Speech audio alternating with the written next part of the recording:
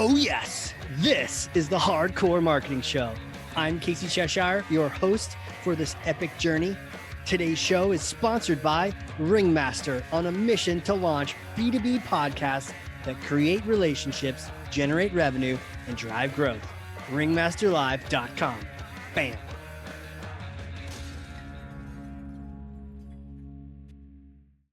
The button has been pressed. This adventure is taking off. I cannot wait to introduce you to my guest today. She is an absolute badass, marketing executive turned entrepreneur, a mergers and acquisitions mastermind, and the idea of transition as a business. And what is business but change? So to be able to talk to someone like this, I can't wait for us all to just pick her brain. Award-winning keynote speaker, author of a best-selling book, The Business Transition Handbook, host of the Succession Stories podcast, adjunct professor at Carnegie Mellon, founder of the Business Transition Sherpa, Laurie Barkman. Welcome to the show. Casey, thank you so much. I'm so excited to be with you today. Man, I almost lost myself in introduction. You are doing a lot of things. You're a busy person. I am a busy person, but I like it that way. Well, I got to go ahead and hand you this thing because I want to learn from you right away. Hold on a second here. Okay, here it is. Okay. Here's Thor's hammer. Go ahead and grab that. You want to grab that? There you go. Got it. Backhanded grab. Ladies and gentlemen, backhanded grab on Thor's hammer. This is a strong individual. Laurie, take Thor's hammer and smash for me some kind of marketing myth, bogus strategy, misconception. Set the record straight once and for all. One of the things that I always would say when I was running marketing departments is that there's this old adage that 50% of our marketing spend is working for us at any time, and 50% isn't. The challenge is knowing, which one's not. And I'm going to bust that myth. I think it's more like 80% isn't working for us. And I think the sad reality is that a lot of small business owners have no idea if their marketing is working for them. They're just putting money down on the table because they kind of feel like they need to. The larger companies that have more resources and have more data, okay, I'll give them the benefit of the doubt. Maybe there's a weighted average in there.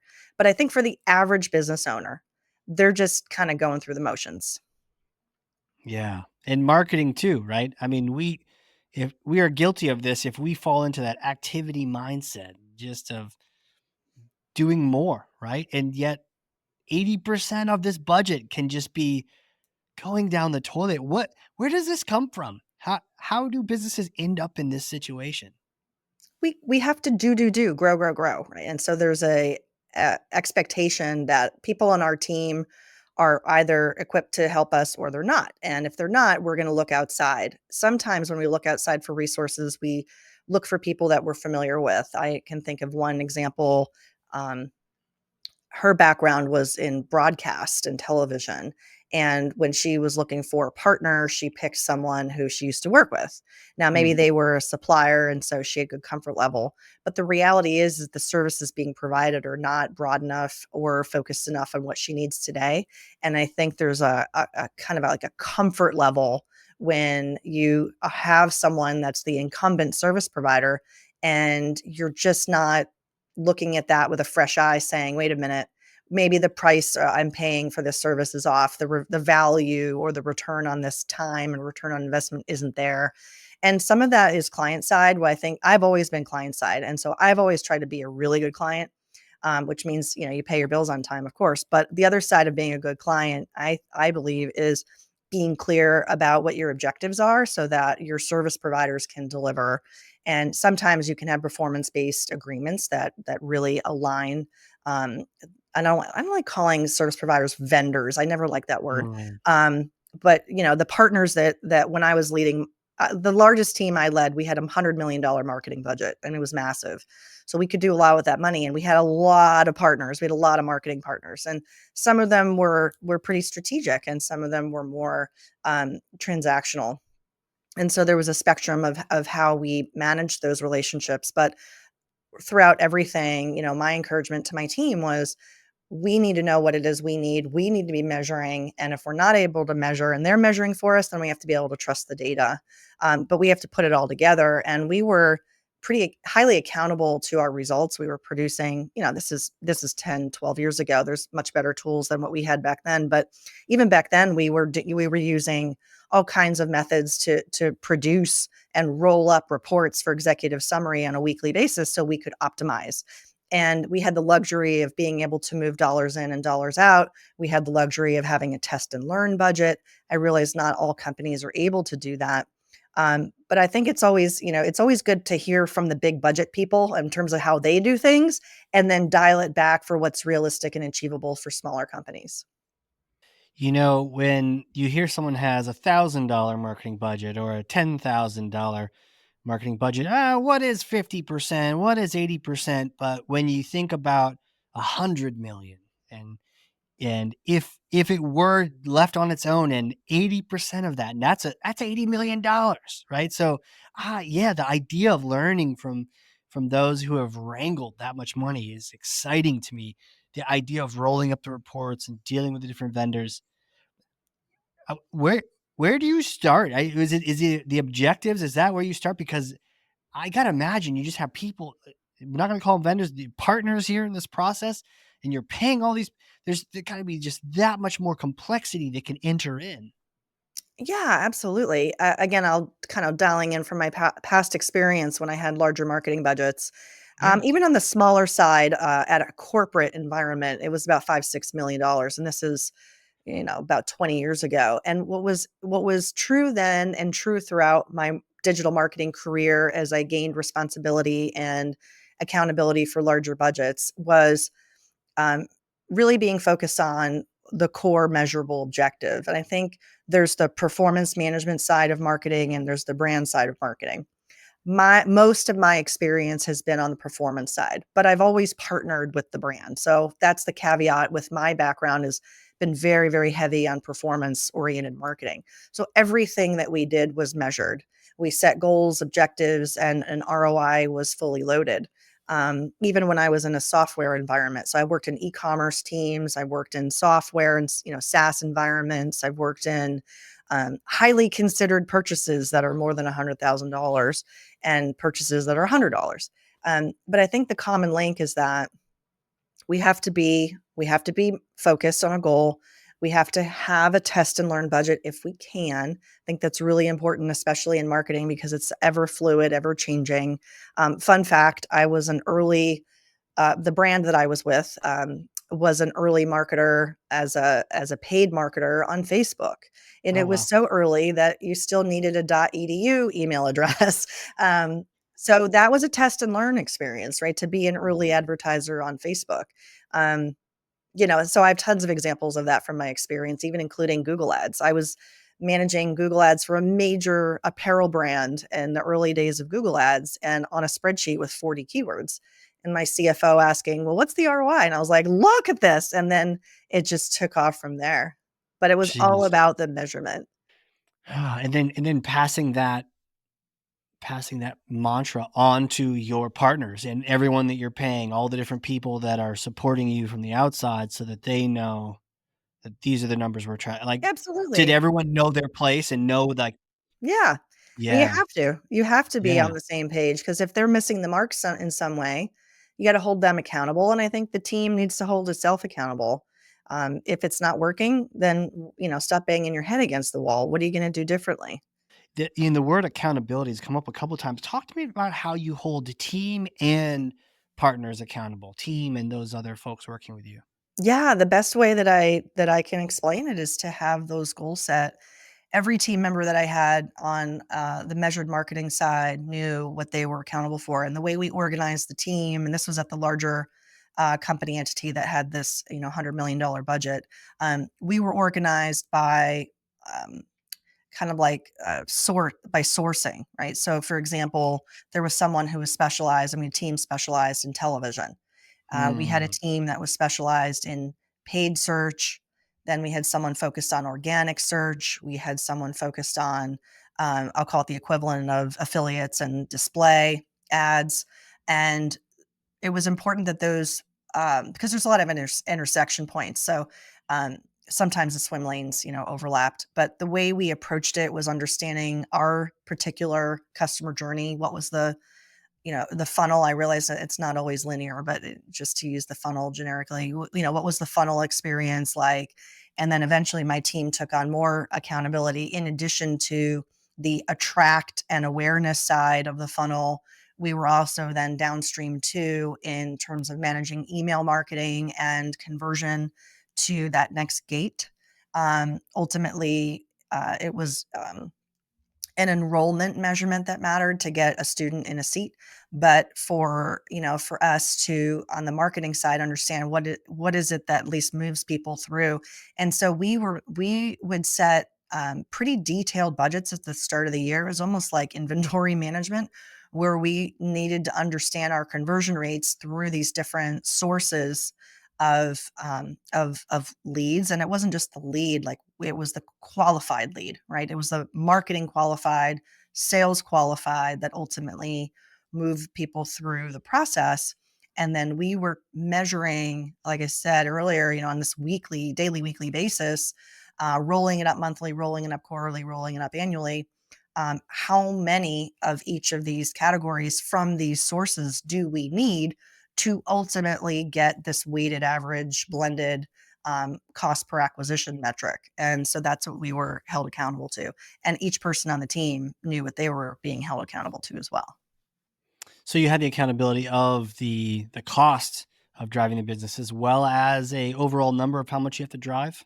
Yeah, absolutely. Yeah. Yeah, it was because if you're responsible for 1 million leads a year and none of those leads convert, that is not a win. It's almost sad that it has to be said, but no, no, that's not a win.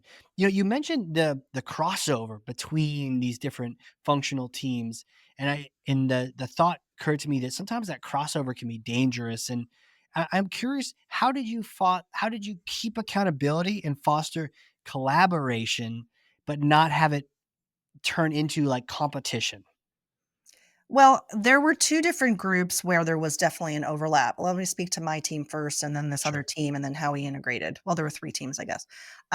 My team was the measured marketing team, and, yes, there were sometimes it felt like we had overlapping swim lanes. So I think the overarching framework that we managed to was paid media, earned media, and owned media.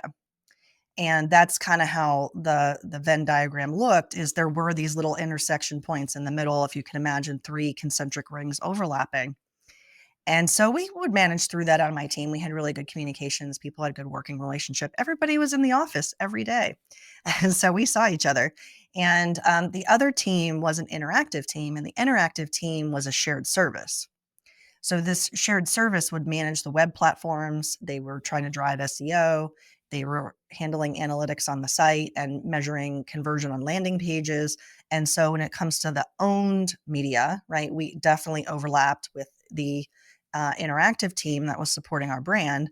And my strategy was to create a very positive working relationship with the liaison. And we did. We had a great working relationship. He was dotted line to me. He didn't solid line, but he was dotted line. We had weekly touch bases. We were on top of projects and things like that. So that really helped because it felt like I was the client in that respect. And we could align on key projects like a website redesign and other things. Um, I think for the other team was a brand team, and so sometimes then with the brand team, they would then have requests of us of, well, we're launching this to support this program. Here's what we have envisioned. We have these providers that have given us these proposals. Weigh in on it, that kind of thing. So um, sometimes we were in the lead on certain initiatives. Other times brand would take a lead on initiatives. Other times the interactive team would. But I thought we did an overall pretty good job of trying to be strategic. And the key leaders from each of those core teams worked pretty well because we recognized that we needed, in order for us to be successful, we had to really work together and coordinate.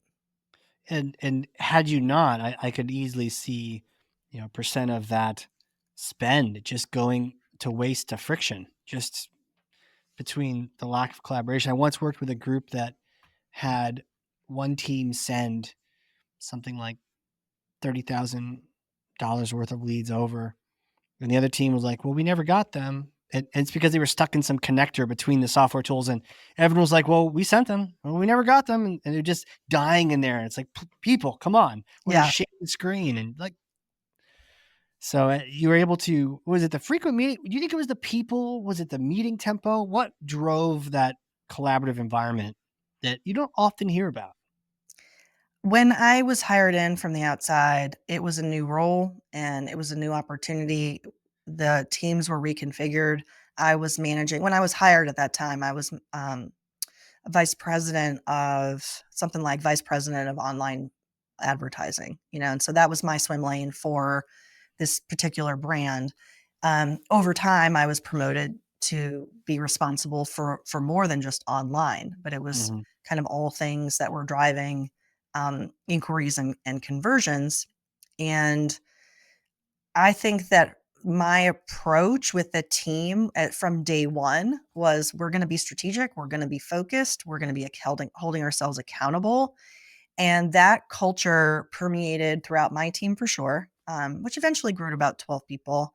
And I think it enabled us to have effective working relationships with other teams because we were pretty clear about here's what we're working on, here's why we're working on it, here's the results that we're seeing. And then I think also I give credit to the leaders of the other teams. I think we all kind of had that mentality and it wasn't like a retrain, it wasn't a bad culture, it was a good culture. And if Cool. anything, some of the tools that I was bringing to the table were new, but they were readily adopted. That's fantastic to hear that you're able to. I mean, that's the dream, right? Is to have a team that can work together on a challenge like that and not have that infighting.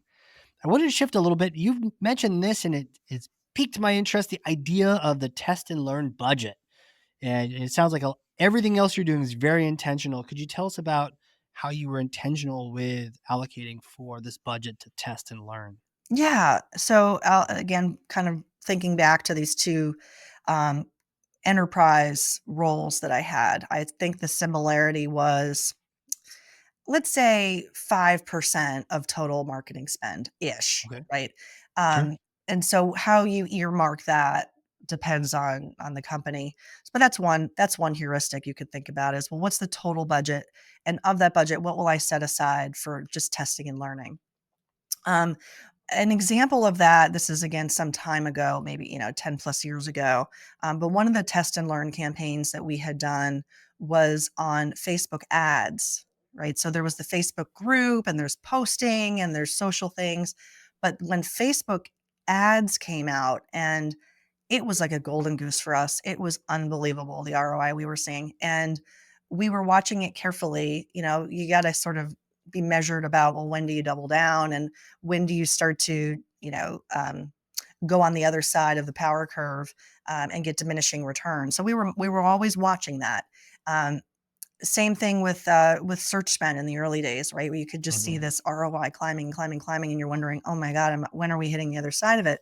Um, all of those things in my career were started out in a test bucket. Like I mentioned this Google, literally 40 keywords. And I remember the CFO leaning over my shoulder going, why are you spending money on the brand terms? And I said, let me show you the ROI on that.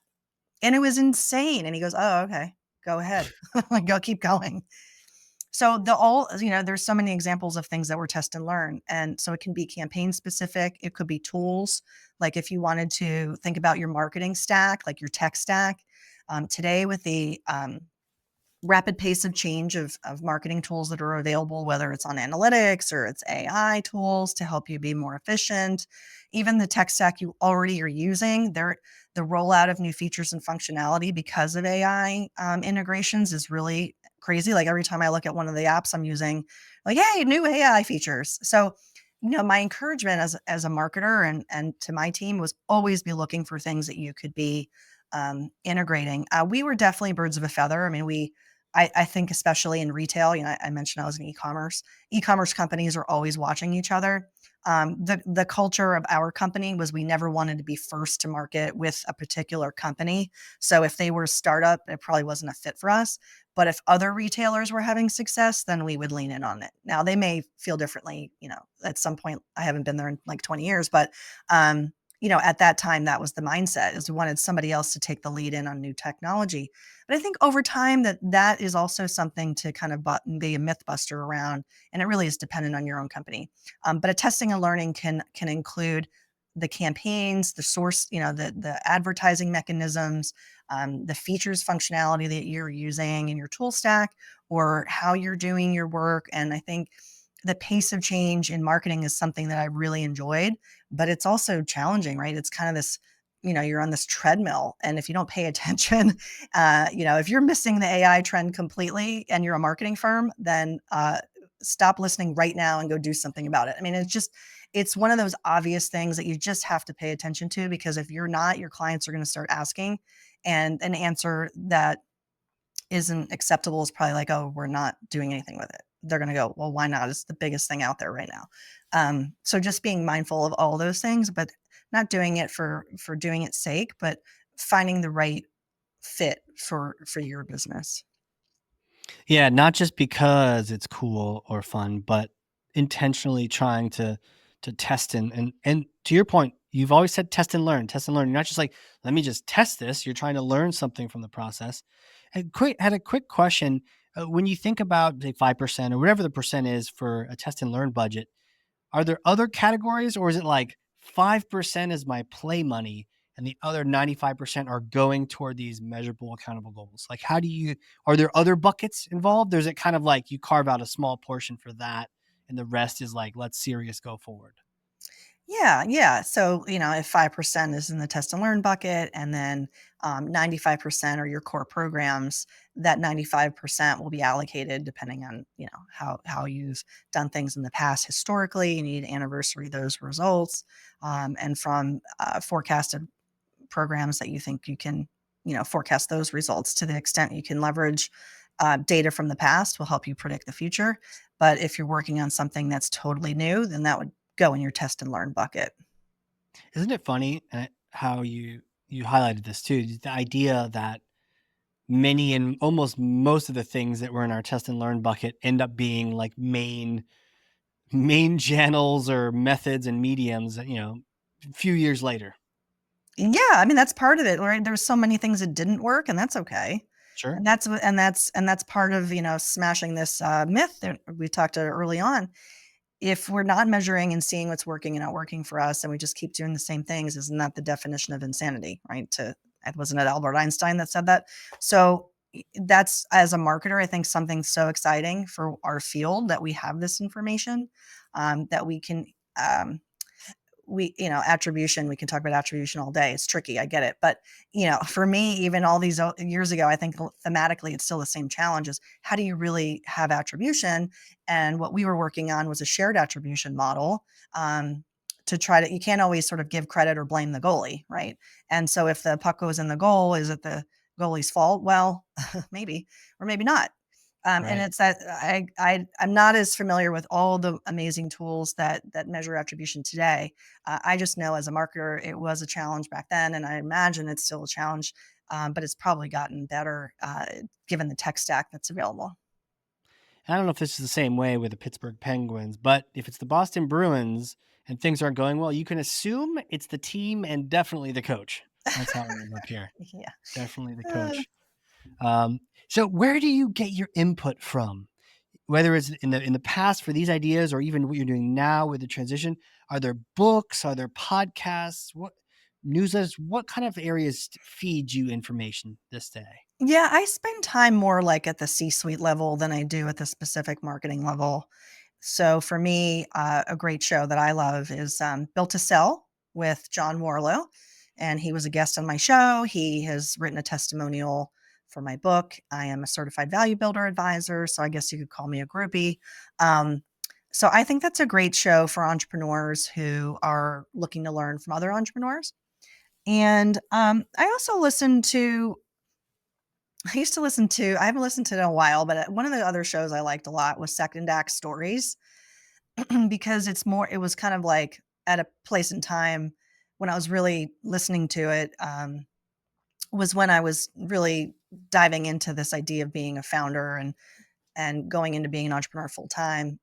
That show was about people who had decided to completely change. They used to do manufacturing and work for someone else. And then they said, wait a minute, I really want to do textile sourcing in India or whatever it was. It was these dramatic life changing stories. And I would just found those really inspiring. And I interview a lot of people on my podcast who have gone through some sort of business transition, or many times they're authors if they're coming on to talk about a specific topic. And so I'm getting a lot of insights from those resources. That's one of the reasons why I enjoy having a podcast. I'm sure you learn a lot, Casey, as you talk to people. And so my own show is a dramatic way that I'm continuing to learn and expand my horizons. And the show is called Succession Stories. So it's got a lot of entrepreneurs, but also other people who come on as people who orbit the business community. Yeah, I think those are the main things. I tend to be kind of at the entrepreneurial. I do look at resources that are in my similar space, just to kind of stay tuned with mergers and acquisitions and those newsletters and that kind of thing. Um, but I like to kind of think of my people as the entrepreneurial community. 100%. It's a totally a cheat code to have your own podcast, because then you can decide who you want to learn from today and make your own, master's degree out of just talking to some brilliant people, and learn from them. And they're happy to be there. It's crazy. It's like, It's crazy. is this even happening? I remember chatting with a professor from Wharton who just knows a lot of marketing. A marketing person, just picked his brain for an hour and a half, and I had to go lay down afterward. But it's these kind of unique opportunities to learn from other people. We'll definitely link to the Succession Stories podcast. Yeah, fascinating on Second Act and Built to Sell is a fantastic show. I've definitely listened to many of those. Um, Now, really, my next question is a little bit different. It's like, who are you? Who are you? How do you know all these things? Can you take me back in time to like little Lori days? Did you know you're going to be, a marketing leader, an entrepreneur, a podcaster, an author, all these things? What was it like? I think if I'm honest with myself, I probably was demonstrating entrepreneurial skills and mindset early on, but didn't acknowledge it to the extent that that was a thing. I didn't come from a family of entrepreneurs. My mom worked for the state of New York, or excuse me, the county of Albany in New York in social services. My father worked for the state of New York as a computer programmer. And if I was really talking to myself as small Lori, I would have said, pay more attention to what your dad's doing. I looked at his Commodore computer and I was like, oh, this is so boring. But my dad was a computer programmer, right? If I had sort of followed that path and in the early days got into coding and all this stuff, that could have been really interesting, right? I would have been in the Bill Gates era. I Yeah. was just looking at photos yesterday from 1994, and there's a young Bill Gates sitting there. Not to say I'm a Bill Gates, but I think just that whole mindset that there's this emerging industry coming. Holy crap, you could be part of it. I just wasn't smart enough to pick up on those cues.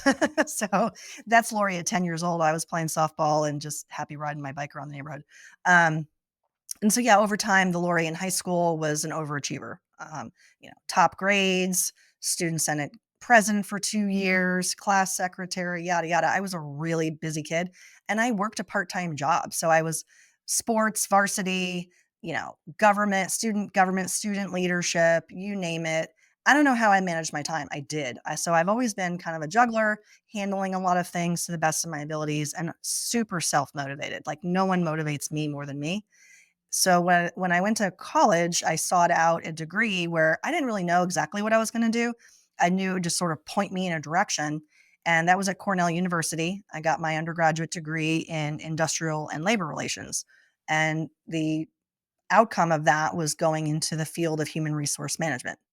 What drove you going into that in the first place? Even just the idea, it's such a mouthful, industrial labor Yeah, relations. it is a mouthful, but when I looked at the course curriculum, it was like organizational behavior, organization dynamics. I'm like, oh, I get that. I was leading, these student organizations of 50 Yeah. people, and I'm trying to get them. I'm herding cats, And so that kind of was something I could get my head around. And it was also a business degree. It's a Bachelor of Science. So it was statistics and accounting. And so I was like, okay, I know at the other end of that rainbow, I'll get a job somehow. And I Right. did, in HR, in a wonderful management leadership training program with Ingersoll Rand Company, which gave me exposure to amazing people, all these different facilities around the country. And I had wonderful mentors. And then I reached a point where I said, well, wait a minute, I'm kind of on the sidelines here in this HR field. And that's when I decided I wanted to be a CEO. So I kind of had this mindset. Also, it was around the time, it was in the kind of the mid 90s, and this internet thing was now here, and it was clear that that was not going anywhere. So I needed to pivot. I needed a big pivot. I wanted to pivot from manufacturing, human resources, right? I wanted to go into marketing and technology. And that's a big jump from Yeah. a lot of ways, right? And so the mechanism of how I did that was getting my MBA. And I chose a technical program at Carnegie Mellon University in the Tepper School of Business. Back then, it had a different name, but today it's the Tepper School of Business. And it was absolutely where the engineers go. And I was like, that's great. I want to compete with the engineers. Bring it on. Because I knew that I was coming to the table with all these communication skills and all these things Yeah. that many of these engineers didn't have. And I was going to learn the technical, I wanted the math, more math, crazy, more math. I wanted the Mm. finance, but I was also going to get marketing, and this school is very well known for technology. So my idea was, hey, this could be my big pivot, and it turned out to be the right idea. After graduating, that's when I joined startups, and rather than founding one myself, I joined a couple of. There were some SaaS. This is so early before its time. This is crazy. Just to give you a perspective, like 98, Sure. 99, right? 1998, 1999. So Amazon existed, but wasn't huge, just to get everybody grounded and what we're talking about. Um, and I worked for a firm that was doing internet video search, um, conversion of audio to text, image search, Mhm. but giant but 30 frames per second on a dial up is a horrible experience. So it was like you had to get these Oracle licenses and you had to get servers, and it was such a Wow. complicated sale that it didn't go far. But it was a great experience as a first step in the product management world for me. And then essentially my career took off from there. That's after that I joined a wonderful company, American Eagle Outfitters, and I was on the early team for e-commerce, and so proud of everything that they've achieved over the years. A lot of the fundamentals that we put in place when I was there doing digital marketing are fundamentally still used today. So really, really proud of what they've done. And then, gone on and had increased responsibility and worked at some other places, and ultimately as an SVP of marketing. But the career pivot from marketing was to CEO. And that was a really big jump step. And how that happened was, a recruiter calling me from relationship that I had when I was in retail. And so if you're out there and you have relationships with recruiters that you talk to from time to again, you never know when they're going to call. Answer their call, be polite, return their call. And in this case, he said, I have a CEO opening for a company that has 2 e-commerce properties and they're in your backyard. It's like, what? Are you kidding me? CEO title? Are you talking to the right Jeez. person? Like all the negative self-talk stuff started piling in. And then he was like, yeah, I'm talking to you. Um, it ended up being a really interesting interview process. It took about 6 months. And I think it was a great process because in every step gate, and I made it through, I was the leading contender. And he would say, you're the leading contender. Let's go to the next step gate. And it was absolutely a huge pivot for me Mm. professionally. We had an exit. So going through the acquisition process, getting acquired by a global, Fortune 50 company, got me started in what I'm doing now. I put a little money in my jeans. It gave me the flexibility to make some choices.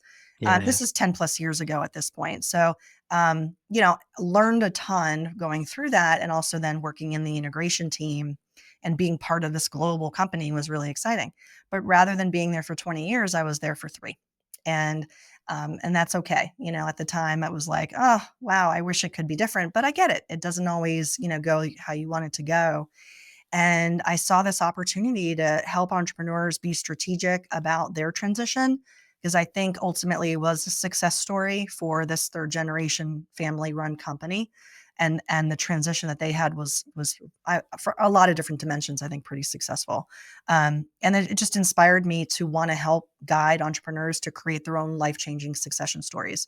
And so that's my mission today.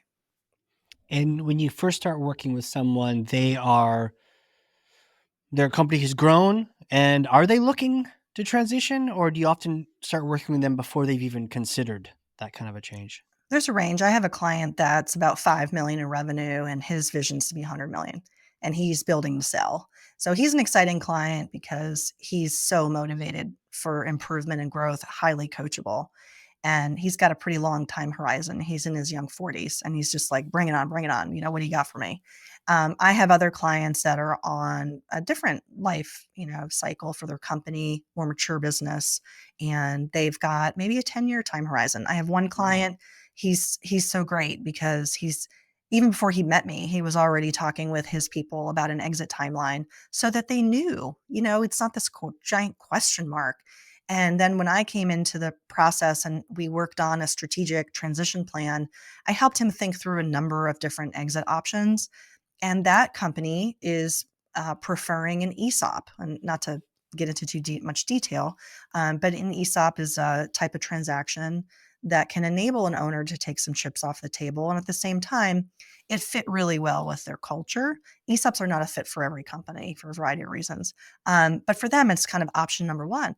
And in the meantime, he wants to continue to grow. They've got organic growth, but they also want to grow through acquisition. And I just helped him close a deal to acquire a company. So that type of client is really interesting because he's got a age and life stage kind of approach to how he's looking at his next 10 years. And then I have another client as an example, husband and wife team. She doesn't work in the business, but I think they're very well partnered. He wants her to have a seat at the table. And so when I was meeting with him and coaching, I was meeting with both of them. Yeah. And a big part of the conversation was what do you both want and who might be the best fit buyer for your business? And they thought, well, maybe it's our son. And then we talked about it and we came around and round and they thought about it a lot. And the answer was no, it's not him. And then they came back to me, this is all a series of time, but they said, wow, we've got a buyer and, we want you to help represent us in the sale.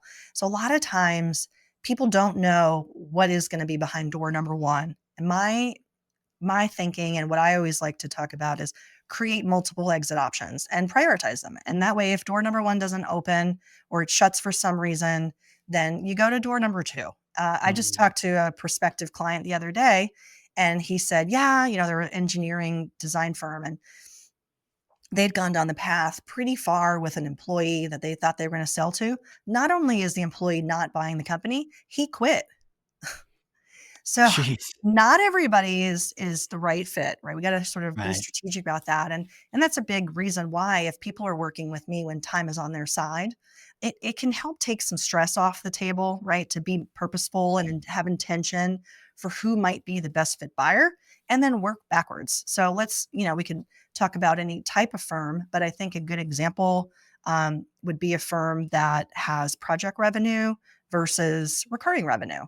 And there's lots of types of companies that can fit into that. A lot of times I'll do these workshops and people are like, oh, yeah, no, we can't do recurring revenue. And then I challenge them on that. Well, why not? Let's talk about it.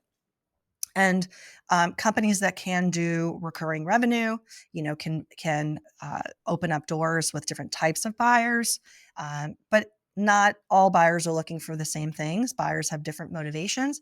And here's the other thing, Casey.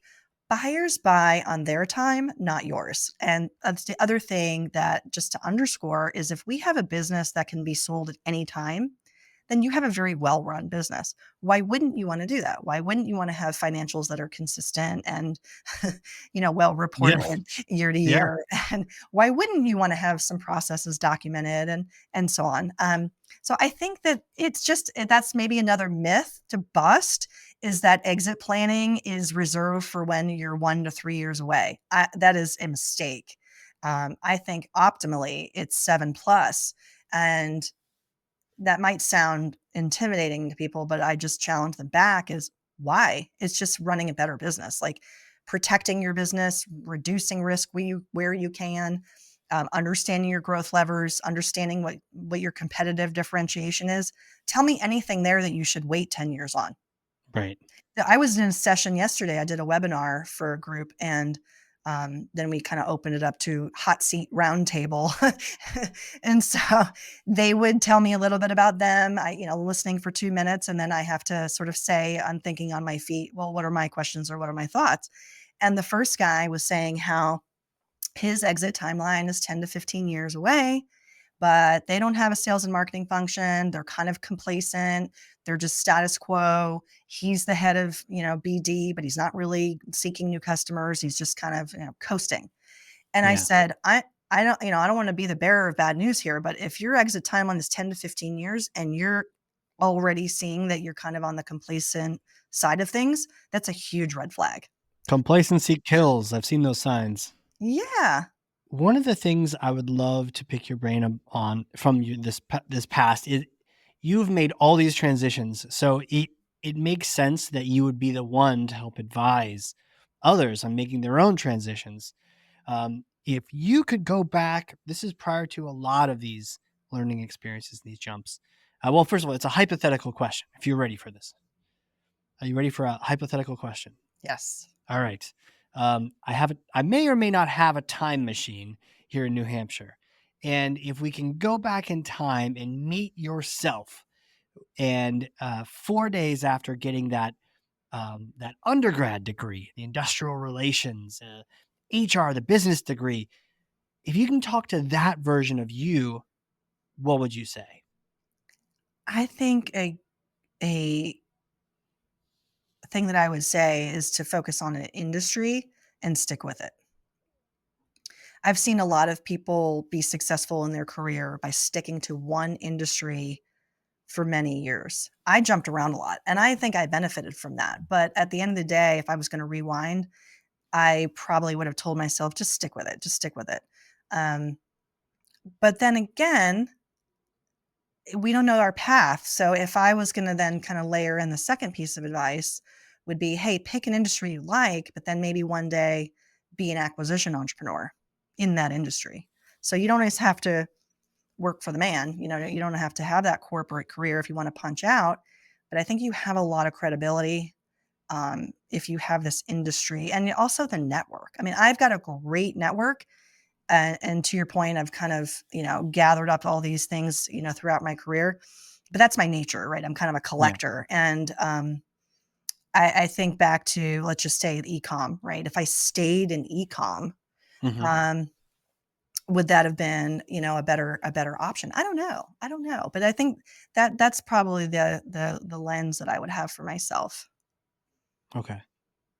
And do you think yourself would listen to you swooping in from the future with this advice? Yeah, I was pretty coachable back then. I still am. Crazy, fantastic. Where can people reach out to you if they want to connect? My website is a great place. It's the businesstransition.sherpa.com.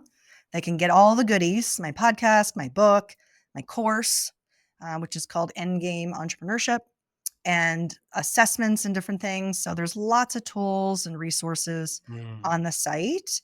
And if people want to connect with me, DM on LinkedIn or Instagram, the Business Transition Sherpa, or for me on LinkedIn, Laurie Barkman, they can find me. Okay.